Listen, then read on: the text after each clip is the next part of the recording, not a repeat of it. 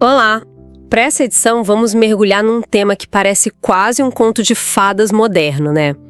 A reciclagem em Taiwan. Totalmente. As fontes pintam um quadro que é, assim, fascinante. Exato. Um país que saiu de uma ilha de lixo para ser um exemplo global com taxas de reciclagem altíssimas, tecnologia de ponta.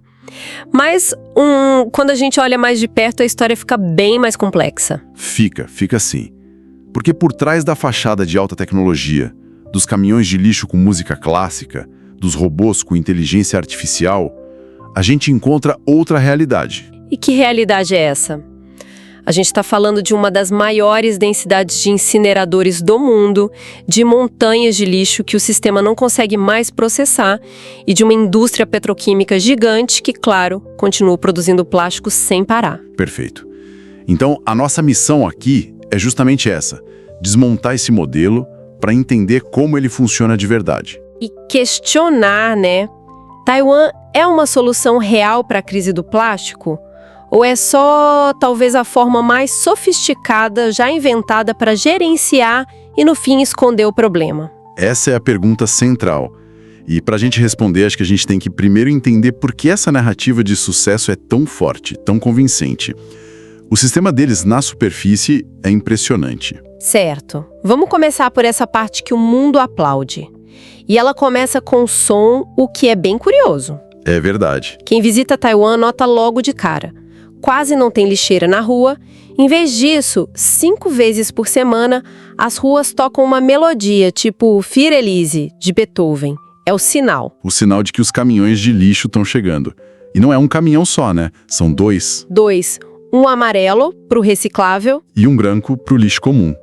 O que acontece depois é quase um ritual comunitário. As pessoas saem de casa com seus sacos de lixo, formam filas e entregam pessoalmente o lixo para os coletores. É um evento social, os vizinhos se encontram ali e conversam. Exato. E essa falta de lixeira na rua, isso é uma política, não é por acaso. Ah, com certeza, foi algo pensado. Foi uma decisão radical para forçar a responsabilidade de cada um. O sistema se baseia no princípio do poluidor-pagador, mas aplicado ao cidadão. Como assim? Para o lixo comum, aquele que vai para o incinerador, a pessoa precisa comprar sacos de lixo azuis, que são específicos. O preço do saco já é a taxa de descarte. Ah, entendi. E os recicláveis? Os recicláveis você entrega em sacos transparentes, normais, sem custo nenhum. Então o incentivo é muito claro. Quanto mais você recicla, menos você paga. E sem lixeira na rua, fica difícil alguém burlar o sistema e jogar o lixo comum fora para não pagar a taxa. Precisamente. É uma mistura de incentivo financeiro com uma pressão social enorme. Se você tentar dar um jeitinho, seu vizinho que está ali na fila com você vai ver. Cria uma cultura de disciplina coletiva, né? Uma disciplina muito forte.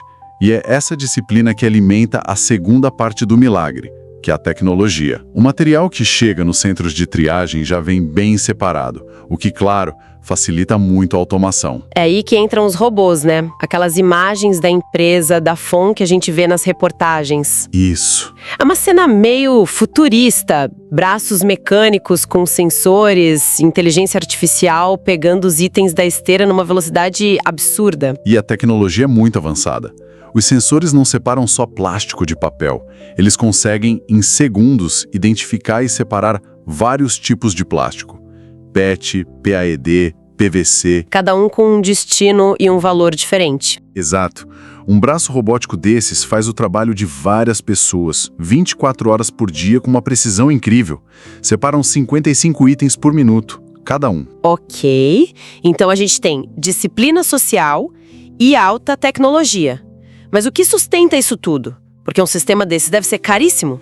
E aqui tá, para mim, a grande sacada. A arquitetura econômica por trás de tudo, que as fontes detalham muito bem. É o chamado Recycling Management Fund. O Fundo de Gestão da Reciclagem. Exato. É um fundo do governo, centralizado, que é o coração financeiro de todo esse ecossistema. E como ele funciona na prática? É um ciclo bem amarrado. Os produtores e importadores, de garrafas PET a eletrônicos, pagam uma taxa para esse fundo. A taxa varia, né? Um produto com uma embalagem mais complexa de reciclar paga mais. Certo. Aí o dinheiro que o fundo arrecada é usado para subsidiar as empresas privadas de reciclagem. Ah, então o subsídio garante que reciclagem seja sempre um negócio lucrativo. Não importa o preço do plástico no mercado. Exatamente. Essa é a chave. O grande inimigo da reciclagem no mundo é o preço do petróleo. Quando o petróleo está barato, fica mais barato fazer plástico virgem do que reciclar. E aí a indústria da reciclagem quebra. Em Taiwan, isso não acontece. O subsídio garante que as recicladoras sempre recebam um valor justo, protegendo elas da volatilidade do mercado. Isso cria estabilidade, atrai investimento. E eles se tornaram tão eficientes que o próprio lixo deles não é suficiente. Tem uma consequência disso que as fontes apontam que é, assim, inacreditável. Eles importam lixo. A capacidade de processamento deles é tão gigante que viraram um polo global. Compram plástico usado do Japão, da Europa. E o que eles fazem com esse lixo importado? Processam, transformam em pellets, que são aquelas bolinhas de plástico reciclado, e depois exportam essa matéria-prima para fábricas na China, no Sudeste Asiático, para fazer produtos novos. Virou uma potência da reciclagem. Mas como eles chegaram nesse ponto? Não veio da noite para o dia. As fontes falam de uma crise nos anos 90, certo? Sim, é fundamental entender isso. O sistema não nasceu de uma consciência ecológica, nasceu do desespero. Nos anos 80 e 90, Taiwan se viu literalmente afogada em lixo. A Ilha do Lixo, né? Exato. Aterros transbordando, lixo queimado a céu aberto, protestos enormes da população. O governo ficou encurralado. O sistema de hoje foi a resposta a essa crise. Então essa estrutura toda nasceu de uma pressão popular gigantesca. E isso me leva a outro ponto. A conexão entre essa solução e a base industrial que já existia lá. Não é coincidência. Taiwan já era um gigante industrial, com um dos complexos petroquímicos e de semicondutores mais avançados do mundo.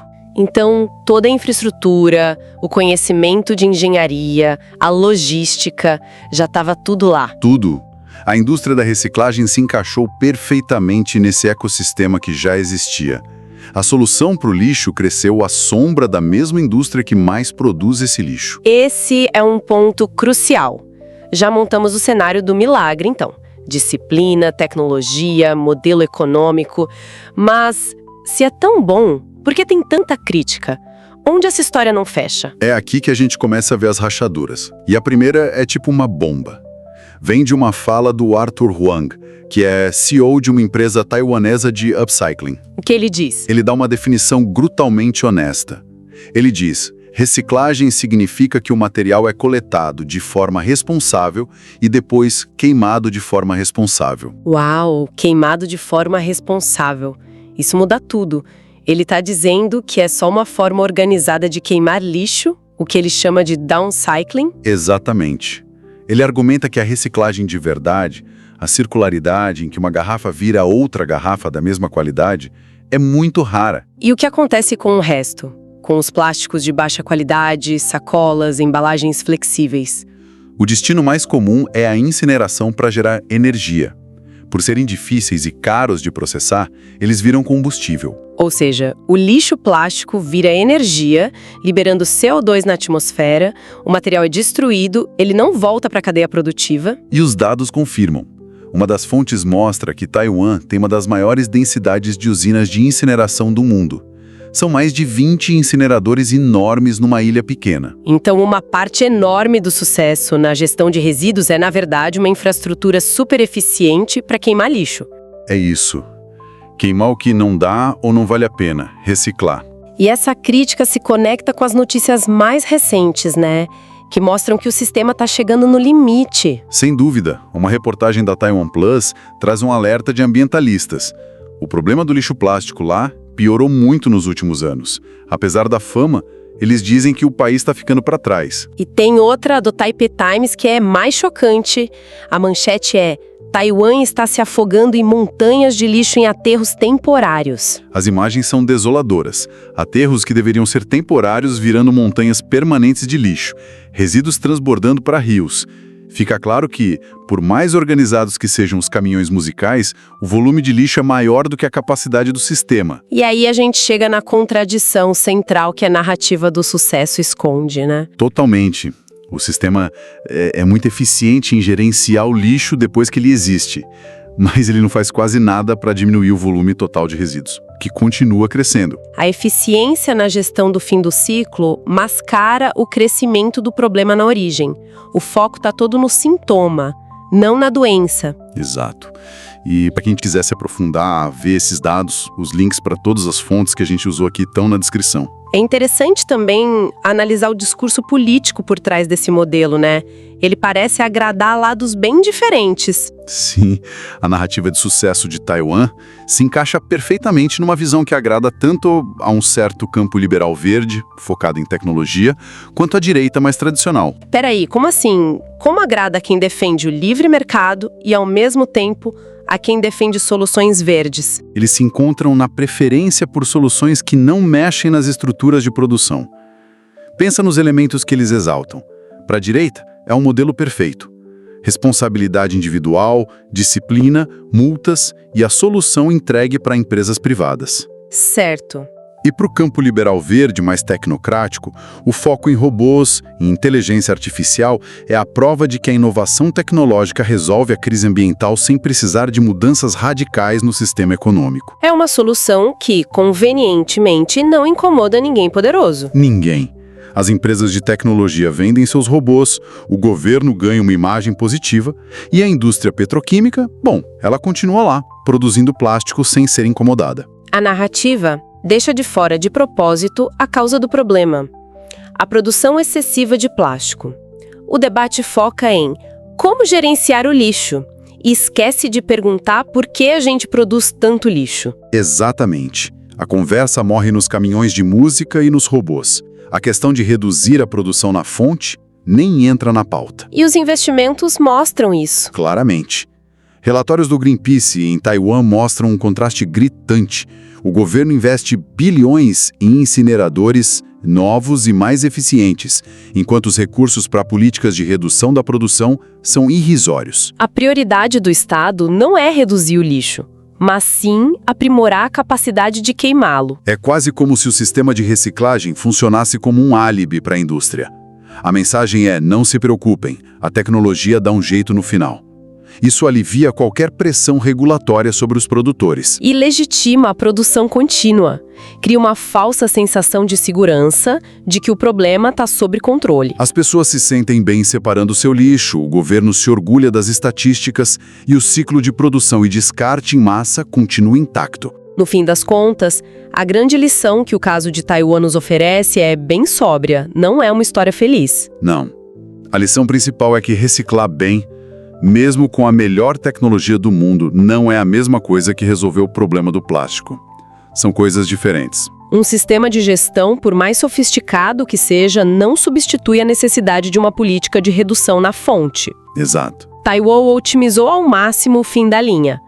Mas se enfrentar os interesses da indústria petroquímica sem ir além do marketing verde, a crise só muda de aparência.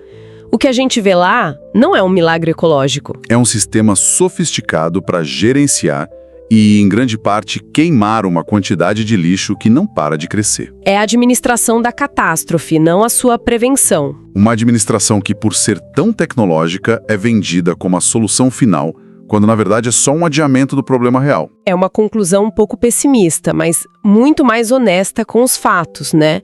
E isso nos deixa com uma reflexão. O modelo de Taiwan é sempre elogiado, mas talvez a lição seja outra. Qual seria? Talvez, toda vez que nos apresentarem uma solução tecnológica milagrosa para o lixo, a primeira pergunta não deveria ser como isso funciona, mas sim quem lucra com a continuação do problema que essa tecnologia finge resolver. É algo para a gente pensar. Se esse tipo de edição crítica que conecta meio ambiente, política e poder te interessa, este canal é o lugar certo para continuar esse debate. Fica com a gente. A gente agradece muito a sua companhia. O Povcast vai ao ar de segunda a sábado, sempre com temas importantes e relevantes. Um grande abraço e até a próxima.